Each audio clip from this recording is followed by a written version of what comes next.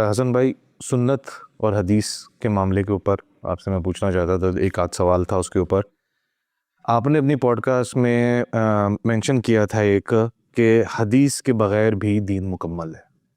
ٹھیک ہے، تو اس کے اوپر تھوڑی سی کلیئرٹی اگر آپ دے سکیں کہ کچھ ایسی چیزیں ہیں جس پہ قرآن لائٹلی ٹچ کر کے یا ایک پرنسپل سٹانس دے کے آگے چلا گیا ہے اور اس کی ساری جو ڈیٹیلز ہیں وہ حدیث کے اندر آئی ہیں. میں ایک دو مثالیں بھی آپ کو کوٹ کر دوں گا. تو اگر دیکھا جائے کہ ایک حکومت ہے، وہ کہتی ہے کہ جی ٹیکس پے کرنا ہے اور بس یہ بول کے خاموش ہو جائے. ٹھیک ہے، جب تک یہ نہیں بتائے گی کہ بھائی ٹیکس پڑے گا کتنا، ایگزمپشنز کتنی ہوں، اس میں ایگزمپشنز کیا ہوں گی، ریڈکشنز کیا ہوں گی، پورا پروسیس، تو وہ پھر ایک حکم کمپلیٹ ہوگا نا اس کے اوپر. ٹیکس پے کرنا ہے، ایسے پے کرنا ہے. اسی طریقے سے جو چیزیں قرآن کے اندر ہے کہ جی یہ اصول ہے اور اس کی پھر ڈیٹیل حدیث کے اندر آئی. ایک مثال ہے دو شریک کا رشتے کے جو بہن بھائی ہوتے ہیں ان کی شادی نہیں ہو سکتے. طریقہ نہیں قرآن کے اندر بتایا ایگزیکٹلی کہ دو شریک کا رشتہ قائم کیسے ہوگا. ٹھیک ہے، اس کو جو اہل سنت کا اجماع ہے، صحیح مسلم کی حدیث ہے کہ 5 دفعہ الگ الگ موقعوں پر جب دودھ بچہ پیے گا تو وہ پھر رشتہ قائم ہوگا. اب یہ ایک حکم کمپلیٹ ہو گیا، قرآن میں آیا پرنسپل اور اس کے ڈیٹیلز آ گئے حدیث کے اندر. تو کیا دین حدیث سے نہیں نکل آیا؟ یہاں پہ کہنے کا مقصد ہے کہ اگر آپ اس کو نکال دیں حدیث کو تو پھر اس پوائنٹ پہ میں اگر وہ ایک آدمی ہے یا میں ہوں ایک اور لڑکی کو اپنے لیے حرام سمجھ رہا ہوں، غلط، کیونکہ میرے پاس ابھی حدیث کا علم ہی نہیں ہے، بس قرآن میں ہے کہ ایک دفعہ پینے کے اوپر یا 2 دفعہ پینے کے اوپر. تو اس پہ آپ ذرا سا کلیئرٹی اگر دیں. دیکھیے، اس پہ بڑی تفصیل سے ہم نے گفتگو کی ہے. حدیث کیا ہے کہ ایک موضوع ہے 23 اعتراضات سیریز میں، لوگ اس کو وہاں سن سکتے ہیں. وہاں پر ہم نے حدیث کے حوالے سے اپنا تفصیلی نقطہ نظر اور موقف بیان کیا ہے. حدیث ہوتی کیا ہے، حدیث کے بارے میں رسول اللہ صلی اللہ علیہ وسلم کے خود ارشادات کیا ہیں، حدیث کے بارے میں صحابہ کا عمل کیا تھا، عہد بہد اس کا جائزہ لیا ہے، تابعین کیا کہتے تھے، امت کا پورا علم اس کے بارے میں کیا کہتا ہے. یہ سب ویسے لوگ وہاں پہ سن سکتے ہیں. میں صرف اختصار کے ساتھ آپ کی اس مثال کو سامنے رکھ کر اپنا جو اصولی جواب ہے اس کو واضح کر دیتا ہوں. اور یہ ایک مثال ہے، یہ ایک مثال ہے. آپ دسیوں مثالیں پیش کریں گے تو میں ہر مثال کے اوپر اسی طرح کی چرچا کروں گا، اور اس میں سے بے شمار مثالیں ہیں جو ہماری اس سیریز کے اندر زیر بحث بھی آئیں جن سے لوگ استدلال کرتے ہیں. اس کو میں ڈسکرپشن میں ڈالوں گا ابھی. دیکھیے، جس وقت آپ یہ دعویٰ کرتے ہیں نا کہ دین نے ایک اصولی بات کہہ دی اور اصولی بات کہنے کے بعد اس کا جو پریکٹیکل سینیریو تھا یا اس کی جو حرکیات تھیں یا اس کی جو سٹرکچر تھا وہ بیان نہیں کیا، وہ حدیث میں ہمیں ملتا ہے. تو یہ سب سے پہلے دعویٰ جو ہے، اس دعوے کا انالیسس ہونا چاہیے. اس سے مراد کیا ہے؟ اس دعوے سے مراد یہ ہوتی ہے کہ اللہ کے پیغمبر نے جو دین انہیں دنیا تک پہنچانے کی ذمہ داری دی گئی تھی، اس دین کا ایک حصہ تو قرآن کی صورت میں پہنچا دیا اور وہ سب کو پہنچا دیا. پوری امت کے پاس وہ قرآن مجید متفق علیہ موجود ہے. لیکن اس قرآن کی جو ہدایت تھی، اس ہدایت پر عمل درآمد کیسے کرنا ہے، اس کا مفہوم، مدعا، مصداق کیا ہے، اس کو انہوں نے لوگوں کو الگ الگ بتا کر پہنچایا ہے. حدیث کہتے کیسے؟ حدیث کہتے ہیں وہ جو شخص رسول اللہ کی نسبت سے اپنے فہم کے مطابق انڈیپینڈنٹ انڈیویژول رپورٹنگ کرتا ہے. آپ یہاں اسٹوڈیو میں موجود ہیں، 4 لوگ بیٹھے ہوں، یہاں سے اٹھ کے جانے کے بعد لوگ اپنی آبزرویشن پر یہ بتائیں کہ حسن صاحب نے گفتگو کی ہے، یہ میری حدیث ہو جائے گی. تو سب سے پہلی چیز اس میں جو رسول اللہ کی طرف سے ناگزیر ہے ہونا، اگر وہ دین کا کوئی مستقل بذات انڈیپینڈنٹ ہدایت بیان کر رہے ہیں جو قرآن میں نہیں ہے، تو سب سے پہلی چیز کیا لازم آتی ہے؟ عقل کیا کہتی ہے؟ کہ رسول اللہ کو پابند کرنا ہے اس بندے کو کہ تم نے یہ بات آگے پہنچانی. کرنا کہ نہیں کرنا؟ ورنہ تو دین تو میرے لیے کچھ ہو گئی نا. میں قرآن میں آگے نماز پڑھو، نماز مجھے رسول اللہ نے پڑھ کر بتائی ہے اور وہ میں نے آگے منتقل کرنی ہے اس طریقے سے کہ بھئی لوگوں کو بتائیں کہ نماز کیسے ہوتی ہے. تو پہلی ذمہ داری کیا آتی ہے رسول اللہ صلی اللہ علیہ وسلم پر؟ کہ وہ پابند کریں گے. یہ جتنے لوگوں نے حدیث پہنچائی ہے آج تک پورے ذخیرہ حدیث میں، ان کو رسول اللہ صلی اللہ علیہ وسلم نے پابند کیا تھا کہ تم میری یہ بات سن کے آگے پہنچاؤ. یہ اپنی ڈسکریشن پہ سب نے پہنچا، یہ نہیں تھا. یہ سب کا سب لوگوں نے اپنی اگر ڈسکریشن میں پہنچایا تو اس سے آدمی کو سوچنا چاہیے کہ یہ معاملہ کیوں ہوا بھائی. یعنی سیدنا ابوبکر کے پاس جو ذخیرہ حدیث ہے وہ کہتے ہیں کہ اس کو تو جلا دینا چاہیے. ہم نے اس کی پوری تاریخی حوالے دیے ہیں اس کے. تو اگر دین کا ماخذ ہے حدیث اور دین کے مستقل بذات چیزیں اس میں بیان ہوئی ہیں، دین اس کے بغیر نامکمل رہ جاتا ہے، تو پھر تو اللہ کے پیغمبر کی یہ دینی ذمہ داری تھی کہ اس کو اس طریقے سے منتقل کرتے جس طریقے سے قرآن مجید منتقل کیا ہے. تو یہ ابہامات ہیں. اب ہوتا کیا ہے؟ ہوتا یہ ہے کہ بظاہر آپ کو قرآن مجید میں حکم آیا ہے، اس کی تفصیل وہاں نہیں مل رہی ہوتی، اس کی تفصیل آپ کو مختلف جگہوں میں مل رہی ہوتی ہے. تو آپ یہ کہتے ہیں کہ یار دین نے اصول یہاں بتا دیا، پریکٹیکلٹی جو ہے وہ رسول اللہ صلی اللہ علیہ وسلم نے حدیث کے ذریعے پہنچا دی. تو اب حدیث کے ذریعے پہنچا دی تو ان سوالوں کا کیا جواب ہے؟ اچھا وہ جو پہنچائی ہے وہ دین کا سورس بنتے ہیں، انڈیپینڈنٹ انڈیویجول حکم اس کے اندر بیان ہوا ہے، تو دین کا سورس تو کبھی ضعیف نہیں ہو سکتا. دین کا سورس تو کبھی موضوع. قرآن کے بارے میں کبھی آپ نے گفتگو کی کہ قرآن کی یہ آیت موضوع ہے اس لیے کہ اس کو پہنچانے والے لوگ، وہاں تو ساری بحثیں ہوتی ہیں. اس علم کو ضمنی علم قرار دے دیا. جن لوگوں نے پہنچایا انہوں نے کہا تو تاریخ ہے بھائی، اس تاریخ میں ایک محدث دوسرے سے تاریخ لکھنے میں اختلاف کر رہا ہے. وہ جو تاریخ آپ کے سامنے آتی ہے، بخاری کی تاریخ آتی ہے آپ کے سامنے جس کو صحیح البخاری کہا جاتا ہے، اس تاریخ کی اپنی تاریخ کیا ہے؟ یہ تو دور کی بات ہے کہ میں اس تاریخ کو یہ کہوں رسول اللہ کی بات ہے، اس کی اپنی تاریخ کیا ہے، اس پر بحث ہو جاتی ہے. تو اب میں آپ کو یہ بتاتا ہوں کہ یہ جو پورا کا پورا گھپلا پیدا ہوتا ہے، تصور پیدا ہوتا ہے، ہم کیا کہتے ہیں؟ ہم یہ کہتے ہیں کہ دین اللہ کے پیغمبر نے پہلی دفعہ روئے زمین پہ لا کے نہیں دیا. جب پہلی دفعہ لا کر نہیں دیا تو جن چیزوں کو قرآن ریفر کر رہا ہے وہ خارج میں پائی جاتی ہیں، ورنہ کبھی قرآن ان کا نام تک نہ لے. نام یا ٹرمینالوجی بنتی تب ہے جب اس کا وجود خارج میں ہوتا ہے. تو صلاۃ پائی جاتی ہے، زکوٰۃ پائی جاتی ہے، حرم موجود ہے. قرآن کہتا ہے وَيْلٌ لِّلْمُصَلِّينَ، بربادی ہے حرم کے پروت نمازیوں کے لیے. وہی یہ حج کر رہے ہیں، قرآن کو زیر بحث لے کر آتا ہے.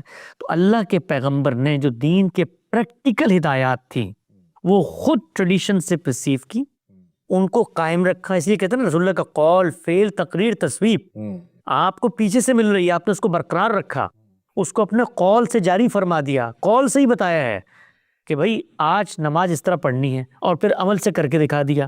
تو قول، فعل، تقریر، تصویب سے وہ جو پریکٹیکل حصہ ہے اس کو آگے جاری فرما دیا. اب جو یہ روایات ہیں ان میں جو ڈیٹیلز ملتی ہیں، ان ڈیٹیلز کی کیا حیثیت ہے؟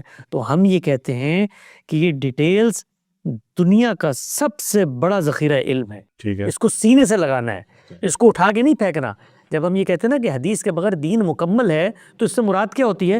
کہ دین اپنے سورسز میں مکمل ہے، اپنی ہدایت میں مکمل ہے. اس کی تفصیلات، اطلاقات، اس کی ایکسٹینشن، شرح و وضاحت، تفہیم و تبیین یہ حدیث میں بیان ہو رہی ہے. لیکن حدیث کے کوئی انڈیپینڈنٹ انڈیویجول مستقل بذات الگ حکم بیان کری جو قرآن میں زیر بحث نہیں ہے، یہ ہم نے کبھی نہیں کہا. کوئی شخص یہ نہیں کہتا. ہم یہی بتانے کی کوشش کر رہے ہیں کہ جو اصل دین ہے فور کارنرز میں. میں مثال کے طور پہ آپ کے سامنے غالب کا ایک شعر پڑھتا ہوں، آپ اس کی ایک شرح کرتے ہیں، تشریح کرتے ہیں، توضیح کرتے ہیں. آپ کی نظر میں وہ جو شرح ہے، وہ جو تشریح ہے، وہ جو توضیح ہے، اس کو شعر کو قبول کرنا چاہیے کہ نہیں کرنا چاہیے؟ شعر قبول کرے گا تبھی شرح بنے گی. یہ نہیں ہو سکتا کہ میں کہوں غالب کا شعر تو یہ ہے، الفاظ تو یہ ہیں، لیکن شرح اس سے متضاد ہو جائے. تو ہم یہ بتاتے ہیں کہ جو کچھ حدیث میں بیان ہوا ہے وہ قرآن کے مطابق ہے، ٹھیک ہے، وہ سنت کے مطابق ہے. تمہیں یہ لگ رہا ہے نا کہ قرآن میں یہ چیز زیر بحث نہیں آئی، آؤ ہم تمہیں بتاتے ہیں کیسے قرآن کے مطابق ہے. اسی مثال کو لے لیں. قرآن نے کہا رضاعت ہوگی تو حرمت قائم ہو جائے گی. اب رضاعت کسے کہتے ہیں؟ یہ رضاعت کا ایک کامل عمل ہے جو ہونا ہے. رسول اللہ صلی اللہ علیہ وسلم حدیث میں وضاحت نہ کرتے تو کوئی عالم کرتا، کوئی فقیہ کرتا، اور کرنے کے باوجود لوگوں نے اختلاف کیا کہ رضاعت کتنے گھونٹ پینے سے ہو جاتی ہے. یہ اختلاف آج تک قائم ہے. آپ جائیے امت کی علمی تاریخ میں، اس پر اجماع ہے کہ رضاعت کتنے گھونٹ پینے سے ہو جاتی. اس میں ہم 10 شرائط عائد کریں گے. ابھی چند دن پہلے مجھ سے ایک صاحب نے کہا کہ میرا نکاح ہو رہا ہے اور مجھے اب پتہ چلا ہے، ان خاتون نے آ کے بتایا کہ بچپن میں تو میں نے تمہیں دودھ پلا دیا تھا، تم رو رہے تھے، تمہاری اماں تمہیں چھوڑ کے گئی ہوئی تھی، تو اب تو تمہارے اب میری بیٹی سے نکاح نہیں ہو سکتا، رضاعت ثابت ہو. میں نے کہا نہیں ثابت ہوئی، اس لیے کہ رضاعت کے لیے صرف دودھ پلانا لازم نہیں ہے، اس خاتون کا کنسنٹ بھی لازم ہے. میرے بچے کو اٹھا کے لے جا کے چوری سے کوئی دودھ پلا دے تو میرا کنسنٹ تو نہیں ہے نا. تو یہ 10 پہلو ہیں جو کسی حکم کی شرح و وضاحت میں آتے ہیں. ٹھیک ہے. تو رسول اللہ صلی اللہ علیہ وسلم دین کے سب سے بڑے عالم تھے، انہوں نے دین پر عمل درآمد کیا. اسی کو ہم بتاتے ہیں کہ رسول اللہ کی حدیث میں کیا ہے، آپ کے علم و عمل کی روایت، آپ کی سیرت و سوانح، آپ کا اسوہ حسنہ، آپ کی تفہیم و تبیین، آپ کی شرح و وضاحت، یہ اس کا کانٹینٹ ہے. یہ شرح و وضاحت کوئی الگ دین نہیں ہے، یہ اسی دین کی ایکسپلینیشن ہے. یہ شرح و وضاحت نہ ہو تو اصل دین خراب نہیں ہوتا. تشنگی یہ رہ جاتی ہے کہ علم کے معاملات میں ہم آج بھی، آپ مجھے بتائیے کہ کہ اگر تمام شرح و وضاحت حدیث میں ہو گئی تھی تو پھر علماء کو اس کے بعد فقہ مرتب کرنے کی کوئی ضرورت پیش آئی؟ کیونکہ مسائل نئے نئے ہیں، آج مسائل پیش آتے ہیں۔ میں دین کی اسی ہدایت کو سامنے رکھ کر، ابھی کل مجھ سے کسی نے پوچھا کہ جی میں تو ڈاکٹر ہوں اور مجھے آپریشن کرنا ہوتا ہے، تو میں نمازیں جو ہے وہ قصر کر سکتا ہوں؟ تو نہ حدیث میں اس کا کوئی ذکر ہے، نہ قرآن میں کوئی ذکر۔ اصول موجود ہے، اس اصول کی اپلیکیشن ہوتی ہے، تو اپلیکیشن کبھی بھی الگ دین نہیں بنتا، اور اپلیکیشن کے بارے میں اگر معلومات میرے پاس نہ ہو تو میرا دین خراب نہیں ہوتا، میرے وہ اصول موجود ہیں۔ تو اس چیز کو، یہ ہماری امت میں ایک بڑا، جس کو آپ کہتے ہیں ایسا ٹریجڈی رہی کہ اصل سورسز اور ایکسپلینیشن ان کے ریلیشن کو نہیں سمجھا گیا۔ اس پہ بڑی اچھی کتاب لکھی ہے ہمارے دوست مولانا عمار خان ناصر نے، اس کو لوگ پڑھیں۔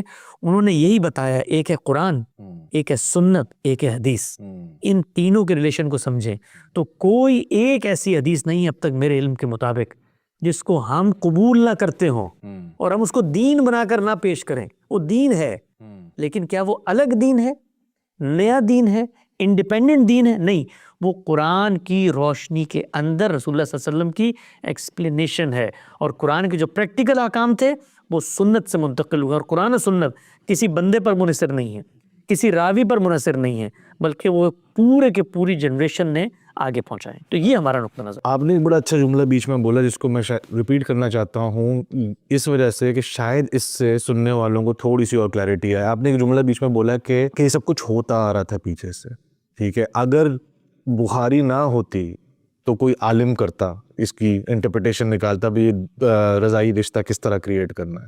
تو بیسیکلی آپ بھی اور غامدی صاحب بھی یہ جو بات کر رہے ہیں، جس کو میں تھوڑی سی کلیئرٹی دینا چاہ رہا ہوں کہ قرآن اپنی جگہ پہ ہے، سنت اپنی جگہ پہ ہے، اور اگر بخاری، اور آپ کا یہ جملہ کہ اگر حدیث نہ بھی ہوتی دین مکمل ہے، تو بخاری، اگر امام بخاری نہ ہوتے تو امام کوئی اور ہوتے، اور امام کوئی اور ہوتے، اور امام کوئی اور ہوتے، اور یہ ساری چیزیں تو ہیں، پارٹ ہیں دین کا حصہ، مطلب کہ دین سمجھنے کا حصہ، رائٹ؟ آپ کا پوائنٹ آف ویو یہ ہے بیسیکلی، علم کی ضرورت، علم کی ضرورت ہے، اور یہ پیچھے سے چلا آ رہا ہے۔ اچھا جی، حضرت عیسیٰ کے زمانے میں دودھ شریک کا رشتہ کیسے ہوتا تھا، اس کے بارے میں آج ریسرچ ہوگی اور اس کا ایک اصول نکل آئے گا، اس کو بیسیکلی، اور وہ چلتا رہے گا، اور وہ اینڈ آف ٹائمز تک چلتا رہے۔ آپ یہ بیسیکلی حدیث کے اوپر آپ یہ کہنا چاہ رہے ہیں۔ پرنسپل بتاتا ہے، آپ کو علت بتا دی گئی، حکم کی حقیقت بتا دی گئی۔ مطلب دین نے کہا شراب نہیں پینی، تو ابھی میں آج اطلاق کروں گا نا، میں روانہ پہ نہیں کروں گا اس کا، اگر مجھے لگتا ہے کہ اس سے نشہ آتا ہے، تو اس کے لیے میں یہ، جب میں کہتا ہوں نا کہ جی حدیث مثال کے طور پہ ہم تک نہ پہنچ، ہم بہت بڑے علم، اللہ کے پیغمبر کے اجتہادات، آپ کی سیرت و سوانح، آپ کی شرح و وضاحت، اور کبھی لوگ اس کو پڑھیں، ہم نے اس ذخیرے پہ 10 سال کام کیا ہے۔ علم کے طریقے پر دین کی چیزوں پر غور کیسے ہوتا ہے، اس کی بنیاد حدیث ہے۔ رسول اللہ صلی اللہ علیہ وسلم نے پوری امت کو تعلیم دی ہے کہ تم نے ظاہر پسند ہو کے نہیں رہ جانا، یہ حکم کی حقیقت ہوتی ہے، اس کی ایکسٹینشن ہوتی ہے، مماثل صورتحال پہ اس کا اطلاق ہوتا ہے، نئے نئے زاویوں کے اوپر اس کو لے کر آیا جاتا ہے۔ یہ سب کچھ کی ٹریننگ حدیث نے ہمیں دی ہے۔ تو حدیث کو اس کی جگہ پر رکھیں، سنت کو اس کی جگہ پر رکھیں، قرآن کو اس کی جگہ پر رکھیں، کوئی مسئلہ پیدا نہیں ہوتا۔ مسئلہ کہاں پیدا ہوتا ہے؟ جہاں پر آپ کو حدیث میں آپ کے فہم کے مطابق ایک بات مل رہی ہے جو رسول اللہ صلی اللہ علیہ وسلم کی نسبت سے آپ نے بیان کر دی، کہ مثال کے طور پر شادی شدہ نے زنا کیا تو اس کو رجم کیا جائے گا۔ دوسری طرف قرآن کوئی اور بات کر رہا ہے، تو لوگ آگے بڑھ کے کیا کہتے ہیں؟ وہ کہتے ہیں حدیث کی روشنی میں قرآن سمجھا جائے گا، لہٰذا حدیث نے قرآن کو منسوخ کر دیا۔ یہ ہے، یہ ٹریجڈی ہے جس کو ہم سمجھانے کی کوشش کر رہے ہیں۔ ہمارے پاس آپ آئیں گے وہی حدیث لے کر، تو ہم کیا کہیں گے؟ پہلے بتاؤ قرآن کیا کہتا ہے، کیا وہ یہ فرق کرتا ہے اس آیت میں؟ نہیں کرتا۔ آؤ غور کرتے ہیں کہ رسول اللہ نے بات کیا کہی، یہ بھی ہو سکتا ہے قرآن کے مطابق ہو۔ یہ ہو کیسے سکتا ہے کہ قرآن اپنے بارے میں فیصلہ کر رہا ہے کہ میری بساط پہ اختلافات کا فیصلہ کرو، میں میزان فرقان معین حکم ہوں، میں آیا اس لیے ہوں کہ میں فیصلہ کروں، اور تم میری بات کو لے کر کہیں اور چلے گئے ہو اور فیصلہ۔ تو قرآن سے پوچھتے ہیں نا جا کر کہ بھائی یہ رسول اللہ کی حدیث کا کیا مطلب ہے؟ تو رسول اللہ نے شادی شدہ کو تو رجم کر دیا، اور غیر شادی شدہ کو 100 کوڑے مارے قرآن کے مطابق، سر جلا وطنی بھی کی۔ تو عقل پکار کے کہتی ہے یار یہ 2 جرائم ہو گئے ہیں، یہ تو فساد فی الارض کی سزا جو قرآن میں بیان ہوئی اس کو بھی ساتھ اطلاق کر دیا۔ تو تھوڑا سا تفحص کیا تو ہمیں حدیث قرآن کے مطابق لگ گئی۔ آپ نے غور نہیں کیا تو آپ نے حدیث کو انڈیپینڈنٹ مستقل بتا سورس بنا دیا، اور اب آ کے مجھے ڈراتے ہیں جی اس پر تو اجماع امت ہے، تم اجماع کے خلاف ہو گئے ہو۔ بھائی اجماع امت جو ہے وہ کل مل کر گئے کہ قرآن مجید اللہ کی کتاب نہیں، تو میں مان لوں گا؟ نہیں مانوں گا نا۔ تو اجماع جو ہے وہ دلیل کے اوپر ہوتا ہے، دلیل آپ بتائیں گے وہ قرآن کی حاکمیت کو متاثر کرے گی تو اس دلیل کو ہم قبول نہیں کریں گے. نہیں وہ تو بالکل قبول نہیں ہوگی. بالکل صحیح ہے. اب جس طرح آپ نے ابھی اپنے ریسنٹ Q&A سیشن میں یہ بات بھی مینشن کی تھی کہ جی ہم حدیث کو دیکھیں گے, ویریفائی کریں گے, اگر وہ ہمیں مطمئن ہو جائیں گے قرآن کی روشنی میں وہ پوری اترتی ہوگی تو وہ سنت بن جائے گی. ایسے ہی ہم اس کو ایز اے سنت ایکسیپٹ کر لیں گے. سنت دو چیزوں کا فرق ہے. جب وہ حدیث مل جائے گی تو میں یہ دیکھوں گا کہ وہ کس کا بیان ہے. وہ اصل دین کا بیان ہے جو قرآن میں بیان ہوا ہے تو قرآن کے حکم کی شرح و وضاحت ہوگی. رائٹ. وہ اگر سنت کی کسی چیز کا بیان اس کے اندر آ گیا تو وہ کوئی الگ سے چیز ہی نہیں ہے, وہ سنت کا بیان ہے, وہاں پر سنت میرے پاس موجود ہے. تو کہنے کا مقصد ہے کہ اگر وہ چیز حدیث سے نکل رہی ہے, ٹھیک ہے, اب آپ نے بولا کہ وہ اگر ہم کنفرم ہو گیا سنت کا کوئی بیان ہے وہ اس میں آیا اور وہ حدیث میں ہے لیکن قرآن اس طرح سنت تواتر سے نہیں آ رہا, تو ہم اس کو ویریفائی کریں گے, سیٹسفائی ہوں گے تو ہم اس کو سنت مان لیں گے. سنت مان لیں گے. وہ کوئی مستقل سنت نہیں ہوگی. اس کی مثال میں سادہ آپ کو دیتا ہوں. نماز جو ہے وہ سنت سے منتقل ہو رہی ہے. نسل در نسل رسول اللہ نے نماز پڑھی, لوگوں نے پڑھی, آگے نسلوں میں منتقل کر دی. رسول اللہ صلی اللہ علیہ وسلم نے نماز کیسے پڑھی یہ حدیث میں آتا ہے. آپ صلی اللہ علیہ وسلم نماز میں رکوع کیسے کرتے تھے یہ حدیث میں آتا ہے. تو اس کو ہم کیا کہتے ہیں؟ اس کو جیسے ہی ہم کہیں نا سنت ہے یہ, تو پھر ذہن میں گھپلا آتا ہے کہ اس کا مطلب سنت کے خبر روایت سے منتقل ہوتی ہے. تو اس کو ختم کیا, ہم کہتے ہیں اس کو اسوہ حسنہ کا نام دو. یعنی اس سنت پر بہترین طریقے سے عمل کا نمونہ. قرآن میں ایک چیز بیان ہوئی ہے, حدیث میں اس کی شرح و وضاحت آ گئی, تفہیم و تبیین آ گئی, اطلاقات مصداقات واضح کر دیے گئے. اب آپ کہیں, کیا آپ کبھی کہتے ہیں کہ حدیث میں قرآن بیان ہوا ہے؟ کبھی کہتے ہیں یہ؟ کیوں نہیں کہتے؟ اس لیے کہ قرآن تو قرآن ہے, اس کی شرح و وضاحت حدیث کے اندر آتی ہے. وہ شرح و وضاحت حدیث میں بھی آتی ہے. وہ حدیث میں نہیں ہوگی تو فقہ کی کتابوں میں آئے گی, وہ نہیں ہوگی تو علماء کی گفتگو میں آئے گی. ابھی آپ مجھ سے دین کی شرح و وضاحت کا کام لے رہے ہیں کہ نہیں لے رہے؟ تو میری گفتگو میں بھی آ رہی ہے. تو میری گفتگو بھی دین پر مبنی ہے لیکن میں اپنی گفتگو قرآن کہوں گا. تو کیٹیگرائزیشن کا فرق ہے صرف اور صرف. ہم یہ ہرگز نہیں کہہ رہے کہ حدیث کو اٹھا کے دریا میں پھینک دو, اس کی کوئی دین میں حیثیت نہیں. کیٹیگرائزیشن کا فرق ہے. حدیث کو حدیث کی جگہ پہ رکھو, سنت کو سنت کی جگہ پہ رکھو, قرآن کو قرآن کی جگہ پہ رکھو. یہ جب آپ تینوں کو مکس اپ کر دیتے ہیں نا اس سے خرابی پیدا ہوتی ہے. پھر گڑبڑ ہوتی ہے. تو آئی تھنک اس کو کنکلوڈ کریں حسن بھائی اس ٹاپک کو. تو بیسکلی ٹرمینالوجیز کا ایشو ہے ہمارے یہاں, کیونکہ ظاہر عربی ہماری فرسٹ لینگویج ہے نہیں, تو باقی ساری چیزیں اسی سے سب نکل رہی ہیں. جن کی فرسٹ لینگویج تھی مسئلہ ان کیا پیدا ہوا, انہی کے علم کو آگے امت نے پھیلایا ہے. یہ علم کا مسئلہ ہے, یہ کوئی زبان کا مسئلہ نہیں ہے کہ یہ اجمیوں میں یہ چیز پیدا ہو گئی تھی. علم کا مسئلہ ہے. علم کے مسئلے میں پہلے دن سے یہ چیز سامنے آنا شروع ہو گئی نا. مطلب میں آپ کو اس کی سادہ مثال دیتا ہوں عام آدمی کو سمجھانے کے لیے. یہ بالکل ایسے ہی کہ غامدی صاحب نے کتاب لکھی ہے میزان, ٹھیک ہے نا. وہ اس کتاب میں کہتے ہیں جی میری جو تحقیقات علمی ہے وہ میں نے اس میں بیان کر دی ہیں. میں 15 سال سے ان کے ساتھ رہتا ہوں. آپ میرے پاس لے کر آتے ہیں میزان کتاب اور آپ کہتے ہیں کہ دیکھو عام صاحب نے تو اس میں یہ بات لکھی ہے. میں آگے بڑھ کے کہتا ہوں یار میں 15 سال ان کے ساتھ رہا ہوں, انہوں نے یہ بات تو لکھی ہے لیکن اس بات کا مفہوم یہ ہے جو میں تمہیں بتا رہا ہوں. تو آپ اس کی طرف کان اٹھا کے دیکھیں گے نا کہ بھائی یہ تو بندہ آخر ساتھ رہا ہے, تو میں غور کرتا ہوں یہی ٹھیک کہہ رہا ہو سکتا ہے میں ہی غلط ہوں, مجھے بات سمجھ میں نہ آ رہی ہو. اچھا جو مفہوم میں آپ کو بتا دوں یہاں تک تو آپ بالکل رویہ ٹھیک رہے گا, آپ سنیں گے. جو مفہوم میں آپ کو بتاؤں وہ میزان کتاب کی عبارت پر کوالیفائی ہونا چاہیے کہ نہیں ہونا چاہیے.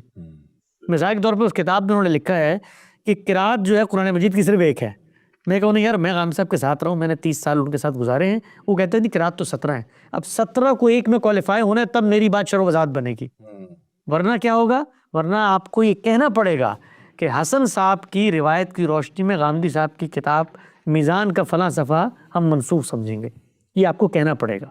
تو یہ کہنے کی آپ کے پاس کوئی دلیل, اس کی اتھارٹی غامدی صاحب نے دی ہو دنیا کو کتاب میں لکھ کے کہ میرے شاگرد یہ بتائیں گے جی میری کیا چیز منسوخ. وہ غامدی صاحب اپنے بارے میں کہہ رہے ہیں میرا پورا تصور دین فہم میں نے اس میں بیان کر دیا ہے, اور میں آ کے دعویٰ کر رہا ہوں نہیں جی ان کا فہم تو میں نے منسوخ کر دیا. تو یہی معاملہ ہوا ہے قرآن کے باب میں. قرآن کی آیت ہے, حدیث میں بظاہر آپ کو قرآن سے مختلف ایکسپلینیشن نظر آ رہی ہے. تو اب رویہ کیا ہونا چاہیے تھا کہ غور کرتے اپنی انڈرسٹینڈنگ پہ, غور کرتے قرآن کی انڈرسٹینڈنگ پہ. جو آپ نے کیا کیا, آپ نے کہا نہیں روایت اصل ہے, دوسرے نے کہا اجماع اصل ہے, تیسرے نے کہا نہیں مشاہدہ اصل ہے. تو قرآن وہاں رہ گیا اور یہ چیزیں اس کے اوپر آ گئی. اور پھر ٹرمینالوجیز کی مس انڈرسٹینڈنگ اور علم کی کمی اور یہ سب کی وجہ سے سب گڑبڑ ہو گیا. چلیں حسن بھائی آپ نے بڑا زبردست اپنا پوائنٹ آف ویو پٹ اپ کر دیا ہے یہاں پہ, اینڈ جو لوگ دیکھیں گے وہ ڈیسائیڈ کر سکتے ہیں